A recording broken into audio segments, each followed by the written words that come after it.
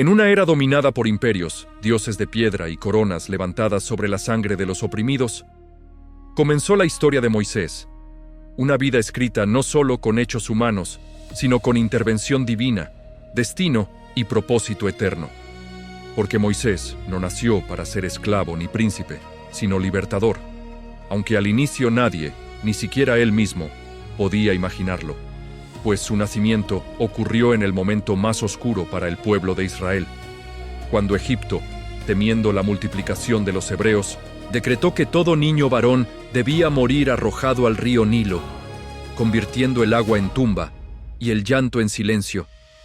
Y fue en medio de ese genocidio silencioso donde una mujer, Jocabed, desafió al imperio con fe, escondiendo a su hijo durante 3 meses, hasta que ya no pudo hacerlo más. Y entonces, en un acto desesperado pero cargado de esperanza, preparó una cesta de juncos, la selló con brea y colocó al niño dentro entregándolo al río.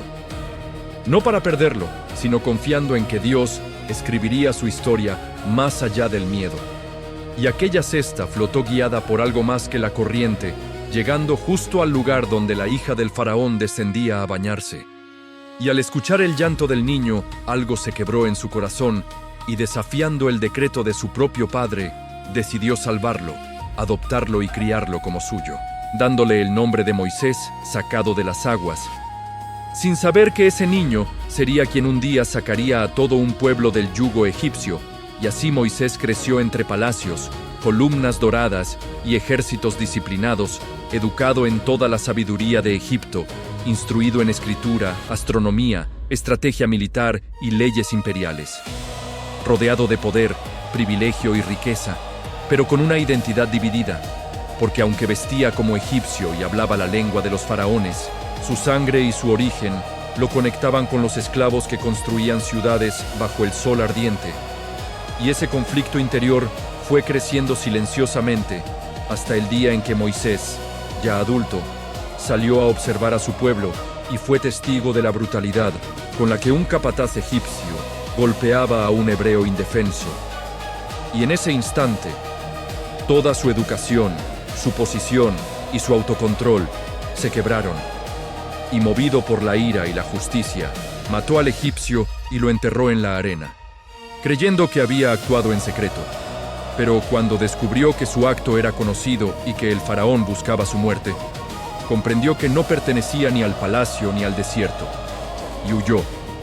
dejando atrás su vida de príncipe para convertirse en fugitivo, cruzando fronteras hasta llegar a la tierra de Madián,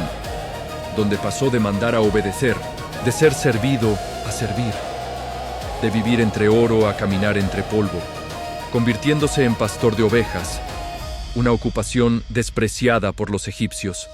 Y durante 40 largos años, el desierto moldeó su carácter, apagó su arrogancia y transformó su fuerza impulsiva en paciencia, enseñándole a escuchar más que a hablar, a esperar más que a actuar, hasta que el hombre que una vez quiso liberar a su pueblo por la espada, fue reducido a alguien que apenas confiaba en su propia voz. Y fue entonces cuando Moisés ya se creía olvidado, cuando Dios irrumpió en su historia de la manera más inesperada, a través de una zarza que ardía sin consumirse en el monte Horeb.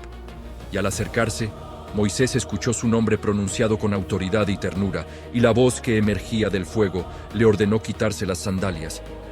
porque pisaba tierra santa, revelándose como el Dios de Abraham, Isaac y Jacob. Y allí, en medio del fuego que no destruía, Dios le confió una misión imposible: regresar a Egipto y liberar a Israel de la esclavitud. Y Moisés, consciente de su pasado, de su fracaso y de su dificultad para hablar, intentó resistirse, presentó excusas, dudas y miedos, pero Dios le aseguró que estaría con él, revelándole su nombre eterno: Yo soy el que soy, y dándole señales de poder. Y así Moisés regresó al lugar del que había huido, no como príncipe, sino como profeta, acompañado por su hermano Aarón, enfrentándose al faraón con una autoridad que no provenía de ejércitos, sino del cielo, pronunciando el mandato divino: deja ir a mi pueblo. Pero el faraón endureció su corazón, y entonces comenzaron las plagas. una serie de juicios que demostraron la supremacía del Dios de Israel sobre los dioses de Egipto. Aguas convertidas en sangre, ranas cubriendo la tierra, piojos, moscas, muerte del ganado, úlceras, granizo destructor, langostas que devoraron lo poco que quedaba, tinieblas tan densas que podían sentirse, y finalmente, la noche más oscura, cuando el primogénito de cada casa egipcia murió, mientras las casas marcadas con la sangre del cordero eran preservadas, dando origen a la Pascua. Y ante el clamor que llenó Egipto, el faraón finalmente cedió, permitiendo que Israel saliera libre, y Moisés condujo a un pueblo entero fuera de la esclavitud. Pero la libertad fue puesta a prueba de inmediato, porque el faraón se arrepintió y persiguió a los israelitas hasta el Mar Rojo,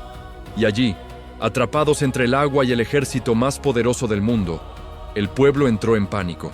Pero Moisés, obedeciendo a Dios, levantó su vara, y el mar se abrió,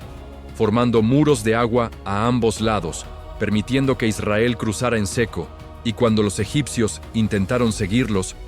las aguas volvieron a su lugar, sellando la liberación definitiva, y tras el cántico de victoria comenzó el verdadero desafío.